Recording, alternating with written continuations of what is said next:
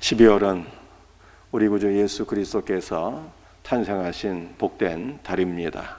예수 그리스도의 성육신으로 말미암아 우리의 슬픔은 기쁨으로 변화되고 우리의 죄와 사망은 그리스도 예수 안에서 의와 생명으로 변화되었습니다.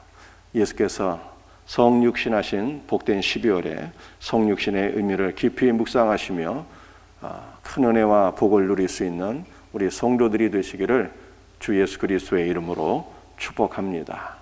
오늘 본문 말씀은 아브라함이 가나안 여러 왕들과의 전쟁에서 승리하고 돌아오는 길에 멜기세덱을 만나서 복을 받고 그에 대한 반응으로서 11조를 드렸다라고 하는 말씀이 되겠습니다. 오늘 이 말씀 가운데 세 가지로 나누어서 주님의 은혜를 함께 나누고자 합니다. 첫 번째로 의로 인한 평화를 누리자. 오늘 본문 말씀 히브리서 7장 2절 말씀을 같이 읽도록 합니다. 아브라함이 모든 것의 10분의 1을 그에게 나누어 주니라. 그 이름을 해석하면 먼저는 의의 왕이요 그 다음은 살렘 왕이니 곧 평강의 왕이요. 말씀드린 대로 아브라함이 가나안 여러 왕들과의 전쟁에서 돌아오는 길에 멜기세덱을 만나게 됩니다. 이 멜기세덱의 이름의 뜻은 의의 왕이에요. 멜기는 왕이라는 뜻이고 세덱은 의라고 하는 뜻입니다. 그래서 이 두 단어를 합성하게 되면 의의 왕이라고 하는 뜻이 되겠습니다. 성경에서 의라고 하는 단어가 너무너무 많이 강조되고 있습니다. 의가 무엇일까요? 바울은 로마서 1장 17절에서 복음에는 하나님의 의가 나타나서 라고 말씀하고 있습니다. 중세 천년간 교회는 하나님의 의에 도달해야 구원을 받을 수 있다고 생각을 했습니다. 중세교회는 금식하고 고행하며 십자군에 참여하고 면죄부를 구입하고 율법의 모든 것을 준행함으로 말미암아 이와 같은 선행과 순종을 통해서 하나님의 의에 도달하고자 했어요. 그러나 이와 같은 인간적인 노력을 통해서는요 하나님의 의에 결단코 도달할 수가 없습니다. 루터는 의는 인간의 노력을 통해서 이루어지는 것이 아니라 예수 그리스도께서 이루어 주셨고 그 일을 믿는 자들에게 선물로 주셨으며 또한 우리 안에서 의를 이루어 가고 계신다라고 하는 것을 깨닫게 되었어요. 그래서 이 루터가 예수 그리스도가 의이시며 예수 그리스도께서 의를 이루어 주셨고 이 의를 믿는 자들에게 선물로 주신다고 하는 이 믿음을 통해서 중세 천년이 바뀌어지는 종교개혁의 역사가 이루어지게 된 것입니다. 제가 몇 번 설명드렸던 존 웨슬레는 조지아 주에서 2년간 목회를 했지만 철저히 실패하게 되었습니다.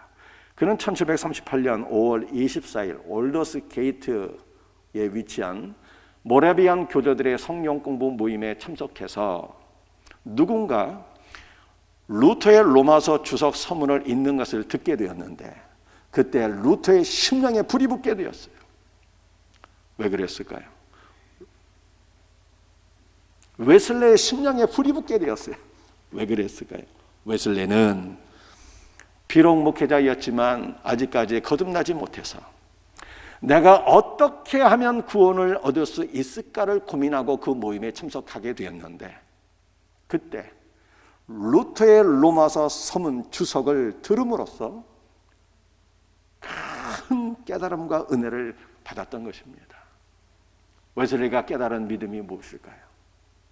주 예수 그리스도께서 지금 내 안에서 일하고 역사하고 계시며 그분이 이미 나의 구원을 다 이루어 주셨고 믿는 자에게 구원을 선물로 주시며 내 안에서 구원을 이루어 가고 계신다라고 하는 것을 깨닫게 되었을 때 루터의 심령에 불이 붙어서 그가 전 세계를 교구로 삼아 하나님의 말씀을 증거하는 사역자가 된 것을 믿으시기를 바랍니다. 그러므로 구원도 의도 나의 노력으로 이루어지는 것이 아닙니다. 예수 그리스도 자신이 의이며 의이신 예수께서 율법의 모든 것을 이루어서 의를 선물로 믿는 자들에게 주셨고, 그분이 또한 우리 안에서 의를 이루어 가고 계신 거예요. 때문에 바울은 고린도전서 1장 30절에서 예수는 하나님으로부터 나와서 우리의 의로움이 되셨으니 라고 말씀하고 있습니다. 예수 그리스도가 하나님의 의예요.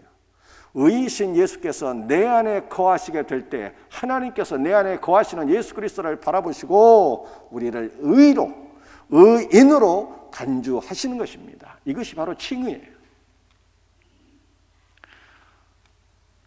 아브라함은 전쟁에서 이기고 돌아오는 길에 의의 왕 멜기세덱을 만났습니다. 이 멜기세덱은 살렘 왕이었어요.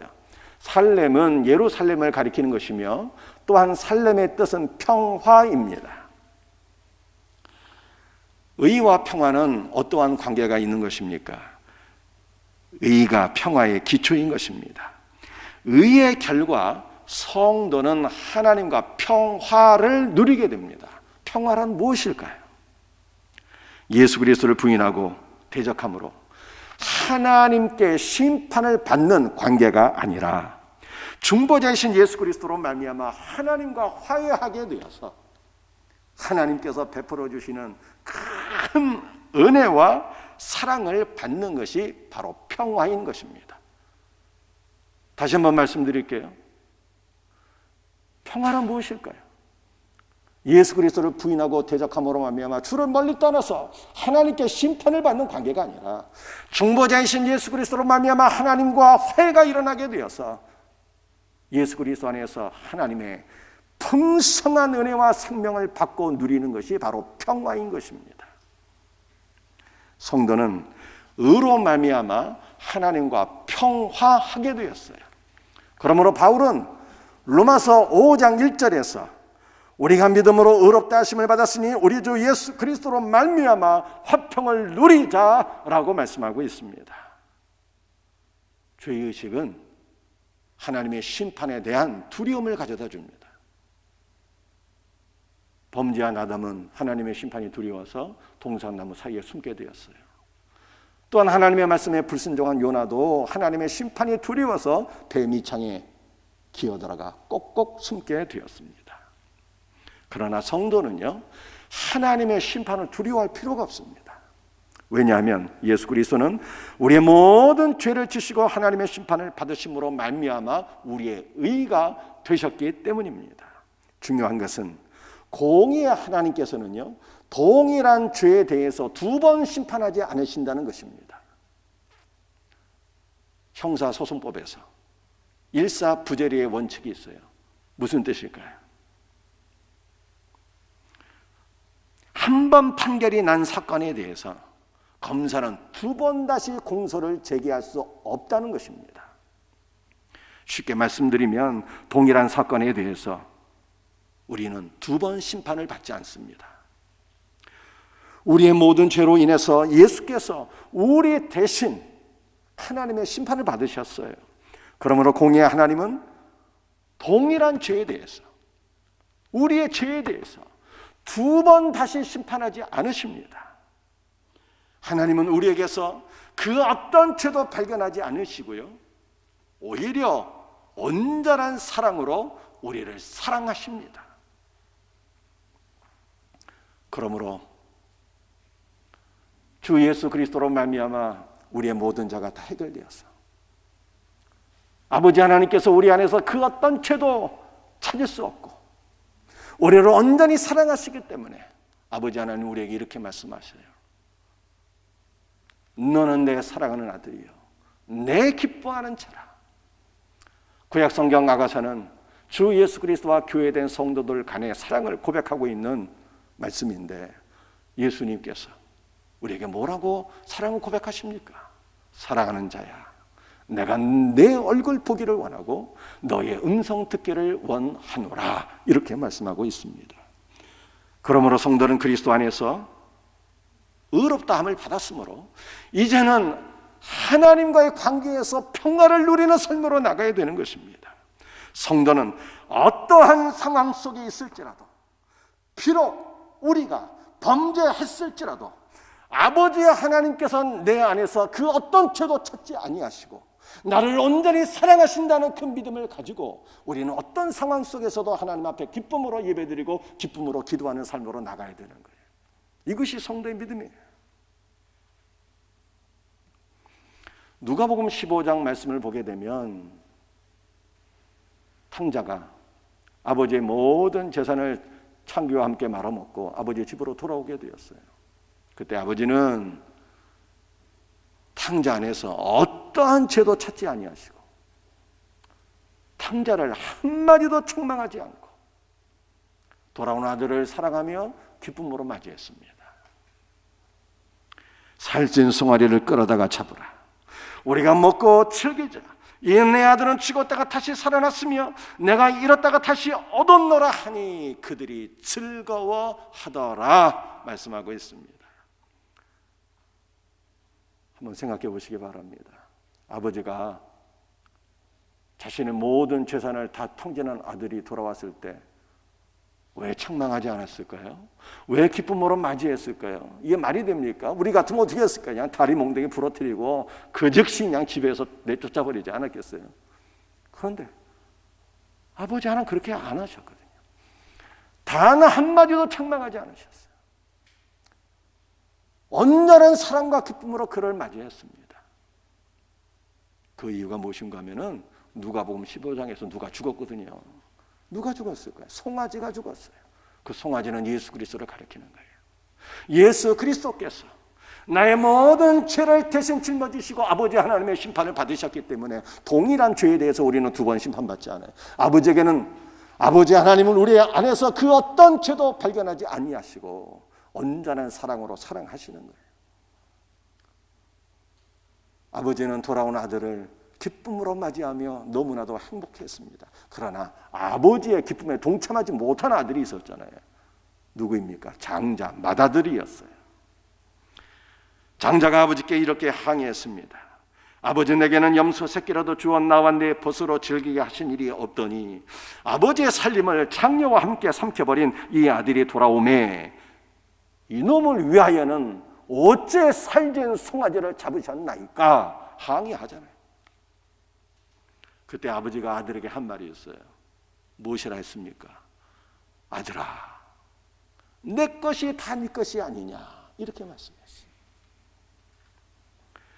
아버지는 아들에게 나의 것이 다 너의 것이니 이제라도 친구들을 초대해서 염소를 잡으며 송아지를 찰보며 나의 기쁨에 동참하는 것이 좋지 않겠느냐 이렇게 말씀한 것입니다.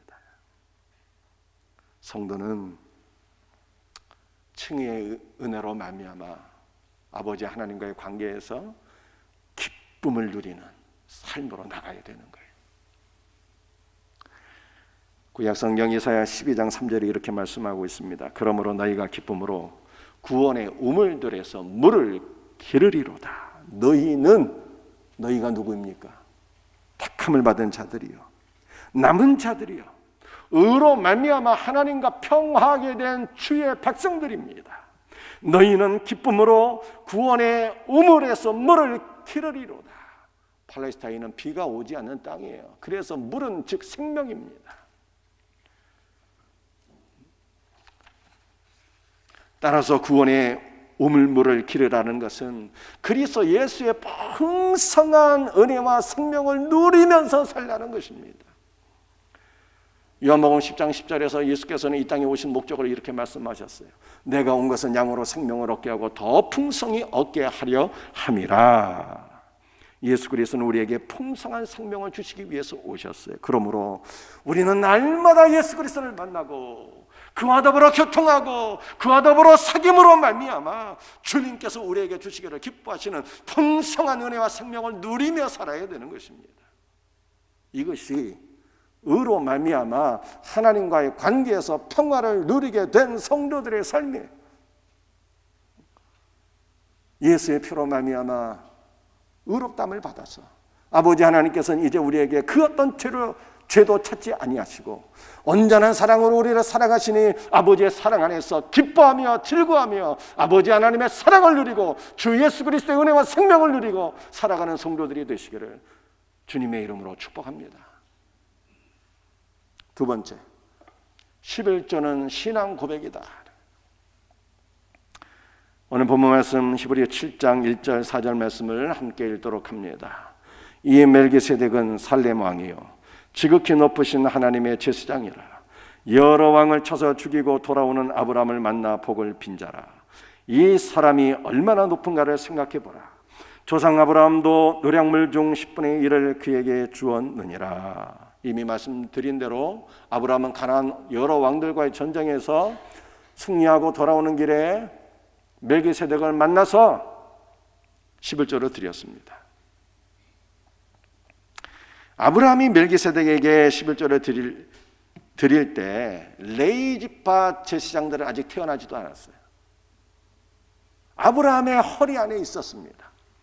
그래서 아브라함이 멜기세덱에게 11조를 드릴 때 장차 태어날 레위 지파 제사장들조차도 아브라함을 통해서 멜기세덱에게 11조를 드린 거예요.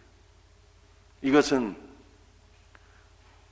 멜기세덱이 장차 아브라함을 통해서 태어나게 될 레위 지파 제사장들보다 훨씬 더 위대한 존재인 것을 보여주고 있어요. 멜기세덱은 예수 그리스도의 예표입니다. 예수 그리스도는 멜기세덱의 원형이 되시는 분이에요.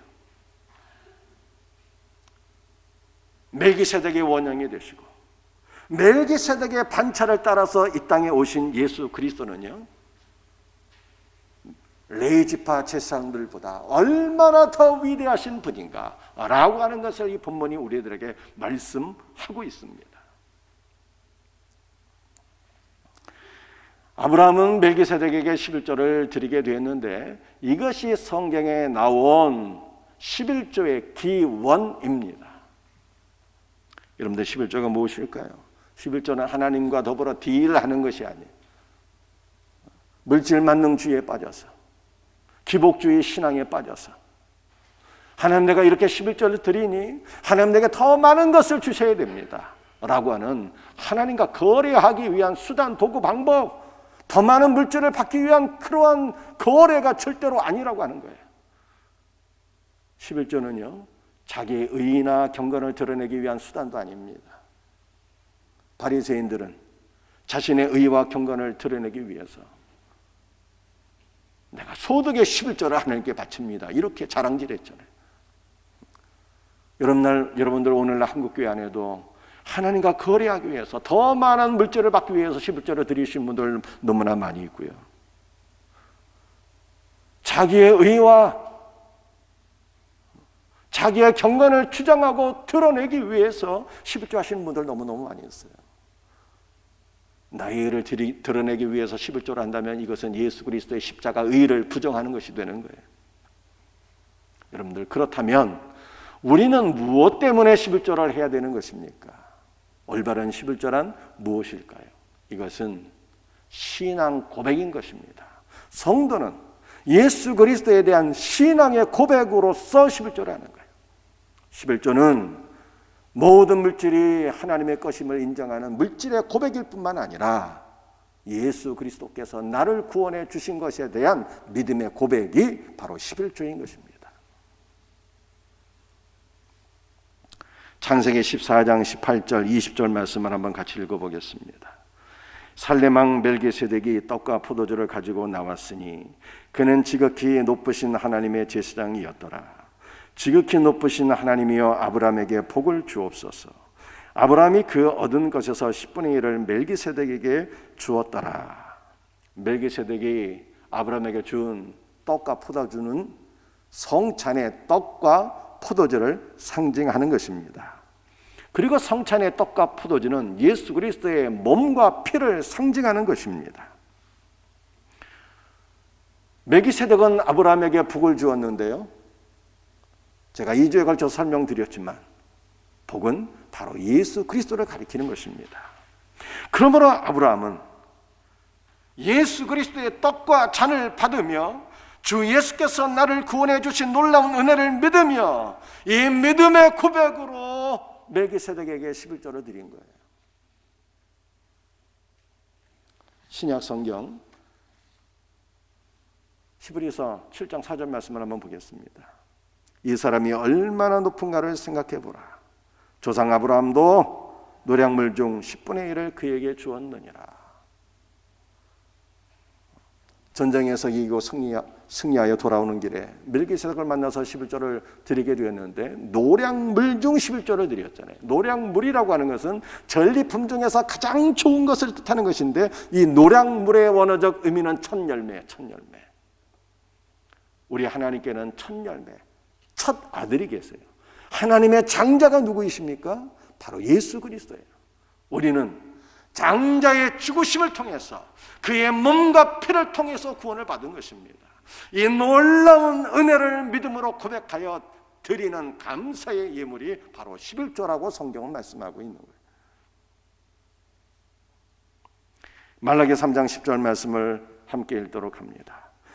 너희의 온전한 11조를 창고에 들여 나의 집에 양식이 있게 하고 그것으로 나를 시험하여 내가 하늘문을 열고 너희에게 복을 쌓을 곳이 없도록 붙지 아니하나 보라. 이 말라기 3장 10절 말씀은 하나님과 거래하는 자들이 주님 내가 이렇게 온전한 11조를 드리니 하나님 아시지요? 나에게 더 많은 것을 주셔야 됩니다. 이 약속의 말씀으로 붙잡고 늘 기도하면서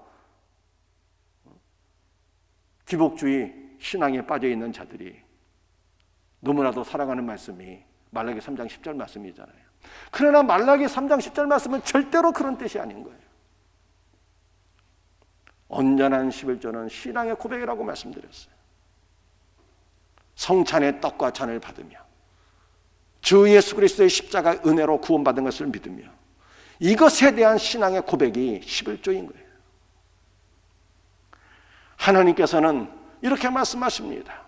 온전한 11조를 나의 집에 드려서, 나의 집은 무엇입니까? 어디에? 교회. 양식이 있게 하고, 이 양식이라고 하는 단어의 원어적 의미가 갈기갈기 찢겨진 예수 그리스도의 십자가 고난을 가리키는 것입니다. 고난받으신 예수 그리스도는요, 모든 이들의 영적인 생명이신 것을 믿으시길 바랍니다. 예수 그리스도가 우리의 생명의 양식이에요. 성도는 신앙의 고백으로 하나님의 집에 11조를 드려서 예수 그리스도의 피 묻은 복음이 증거되도록 해야 되는 거예요. 이것이 바로 성경이 말씀하고 있는 11조의 의미가 되는 것입니다. 여러분들 11조와 이 북간의 관계는 참으로 밀접합니다. 아브라함이 성찬의 떡과 잔을 받아서 11조를 드렸잖아요. 복되신 예수 그리스도를 만나고 주 예수로 충만하여서 믿음의 고백으로 11조를 드렸잖아요. 그런데 11조를 드리게 될 때 하나님께서 말씀하십니다. 내가 하늘문을 열고 너에게 복을 쌓을 것이 없도록 붙지 아니하나 보라 말씀하셨어요. 성경 말라기 3장 10절에서 말씀하고 있는 복이 뭘까요? 물질이 아니라니까요. 주 예수 그리스도이지. 그래서 우리는 신앙의 고백으로 온전한 11조를 드리게 될 때 주 예수 그리스도의 임재와 그분의 생명과 그분의 영광으로 충만하게 되고 우리 자신이, 우리의 심령이 예수 그리스도의 은혜와 생명과 영광으로 충만하게 채워지게 되면 그때는 물질의 11조뿐만 아니라 우리 자신을 온전히 주님께 드려서 우리의 인생이 주님의 손에 붙잡혀서 주님 나라 위해서 위대하게 쓰임받는 복된 인생으로 변화가 될 것을 믿으시기를 바랍니다. 세 번째, 멜기세덱이 드린 떡과 잔은 성찬을 의미한다라고 하는 거예요. 창세기 14장 18절 말씀을 함께 읽겠습니다. 살렘왕 멜기세덱이 떡과 포도주를 가지고 나왔으니 그는 지극히 높으신 하나님의 제사장이었더라. 멜기세덱이 아브라함에게 준 떡과 포도주는요,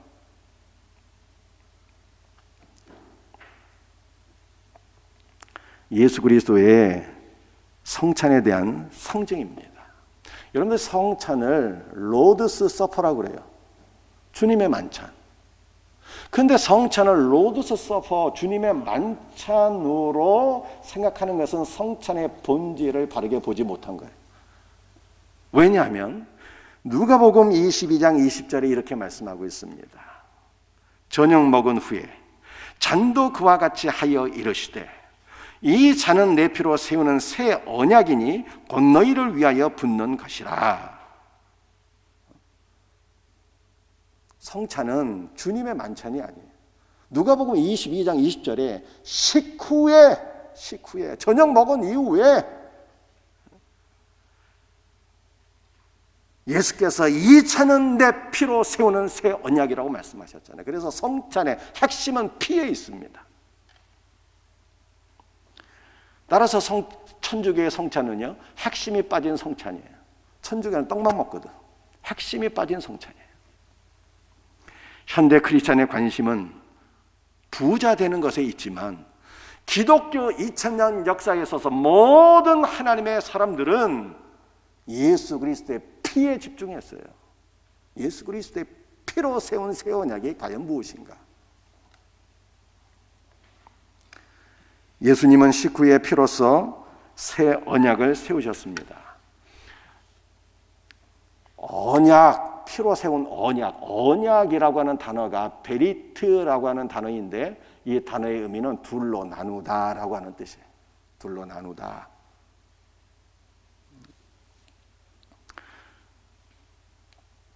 피로 세운 새 언약은 둘로 나누는 그리스도의 능력입니다. 그리스도의 피는요, 세상과 나를 나누어 버리고 믿는 모든 성도들을 그리스도 예수 안에 위치시키는 능력이에요.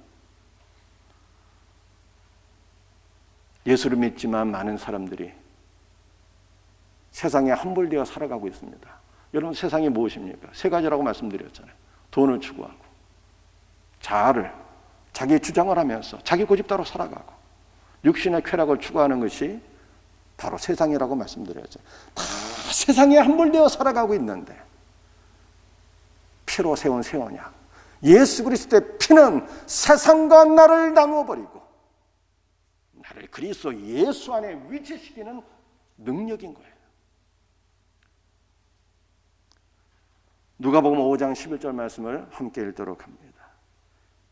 그들이 베드로를 육지에 대고 모든 것을 버려두고 예수를 따르니라. 예수의 말씀을 듣고 주 예수께서 어떤 분인가를 발견한 베드로와 세베대의 두 아들 야고보와 요한이 예수 그리스도의 뒤를 적극적으로 따르게 되었습니다. 그것도 자신의 소중한 모든 것을 버리고 주 예수 그리스도를 따랐어요. 제자들은 무엇을 버렸습니까? 배 두 척과 그물을 버렸어요. 배 두 척과 그물은 어부들에게 돈 버는 수단, 도구요, 그들의 직업입니다. 제자들은 자신의 직업만 버린 것이 아니라 사랑하는 부모, 형제, 가족들도 뒤로 하고 예수님을 따랐어요. 사랑하는 가족은 자기 자신, 자아를 의미하는 거예요. 한마디로 말해서 제자들은요, 세상에 돈도 버리고 가족도 버리고 자기 자신을 버리고 세상을 버리고 예수 그리스도를 따른 거예요. 어떻게 이런 일이 일어나게 되었습니까? 그들은 우리보다 믿음의 결단력이 훨씬 더 뛰어나고 자아의 의지가 너무나도 강력하고 그래서 단칼에 세상을 베어버리고 예수님을 따른 것일까요?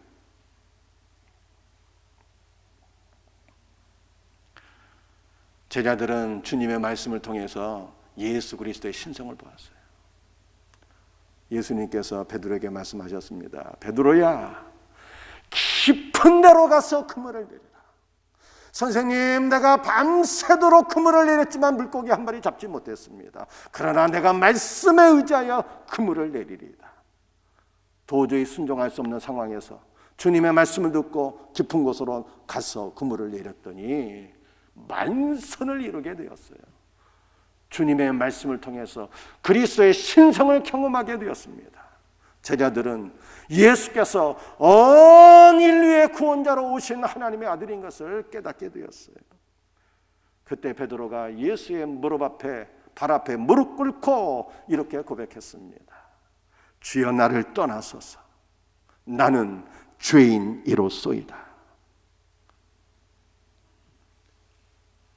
예수께서 구원자이심을 깨달아 알고 예수 그리스도의 십자가의 은혜를 알게 될 때, 십자가의 은혜는, 예수 그리스도의 보혈은 세상과 나를 둘러 나누고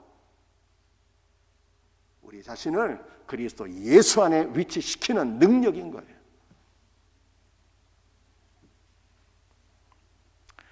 예수 그리스도는 피로써 새 언약을 세우셨습니다.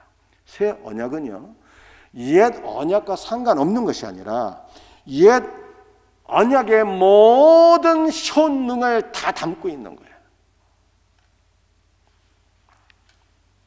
구약성경 창세기 성경을 보게 되면 노아 홍수 위에 하나님께서 노아와 그의 자녀들에게 무지개 언약을 주셨잖아요. 창세기 9장 13절 말씀입니다. 함께 읽겠습니다. 내가 내 무지개를 구름 속에 두었나니 이것이 나와 세상 사이의 언약의 증거니라. 무지개, 다시는 물로 세상을 심판하지 않겠다고 하는 하나님의 증거로 무지개를 두셨어요. 여러분들 그무지개를 레인보우라고 하거든요. 노아 홍수 때 하늘문이 열려서 비가 그냥 쏟아졌어요. 비는 하나님의 심판을 가리키는 거잖아요. 근데 무지개가 레인 플러스 보우거든. 보우는 화살이에요, 화살. 활이에요, 활. 그 보우는요, 둥근 곡선인 것입니다. 둥근 곡선. 그래서 무지개의 영적 의미는 무엇인가 하면은 레인, 하나님의 모든 심판을 막는 영적 방패라는 거예요. 이 무지개가.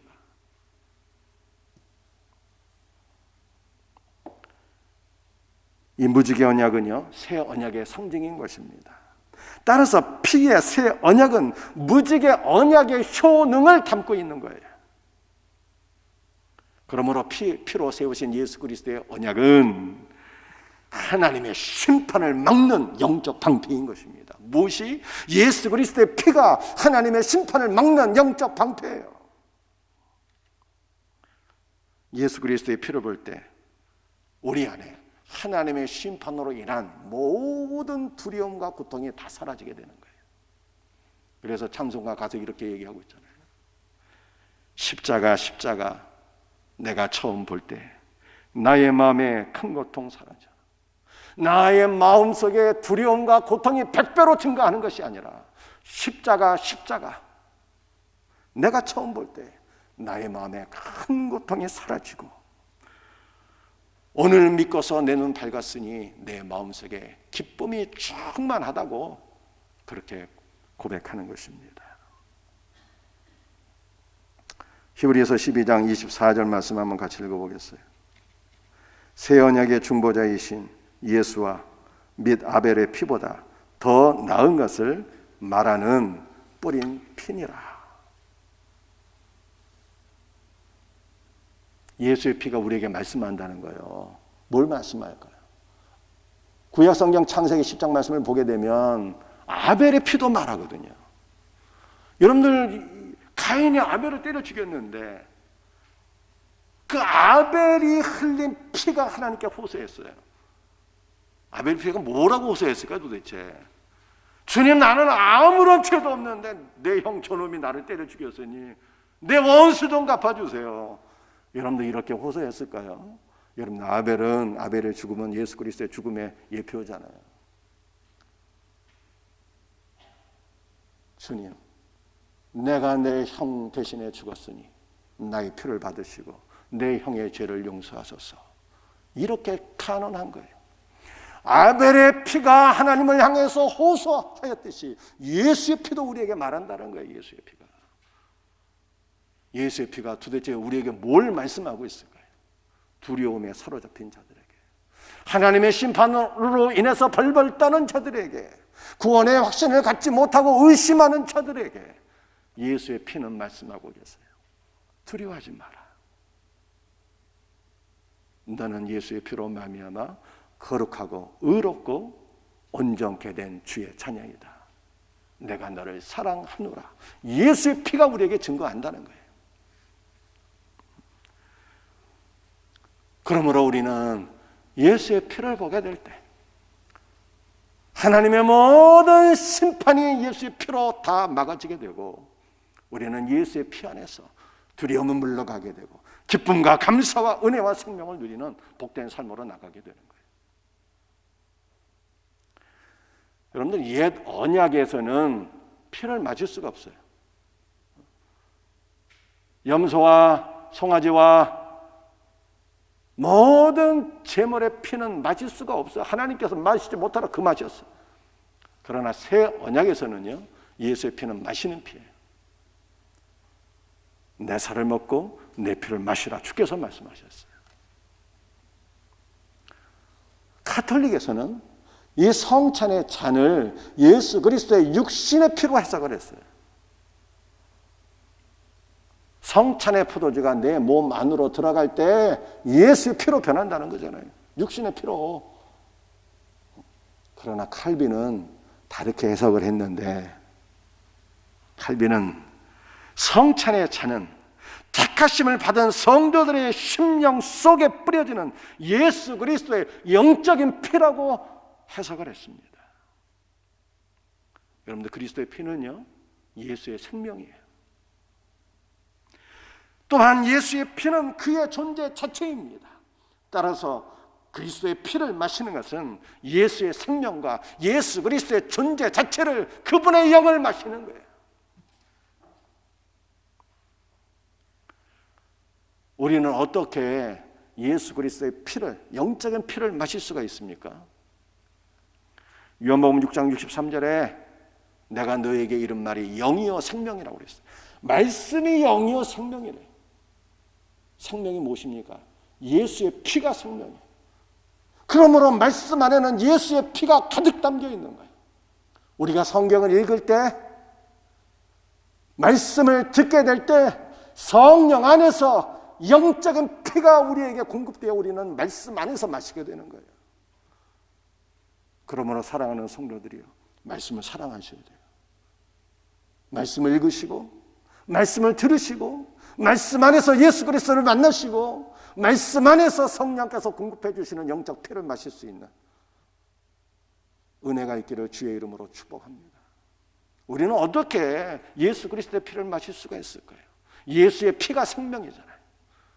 그러므로 우리는 예수의 피를 마시게 될 때 영적으로 성장하게 되고 자라나게 되고 강건해지게 되고 예수의 피 안에서 승리하는 삶으로 나가는 거예요.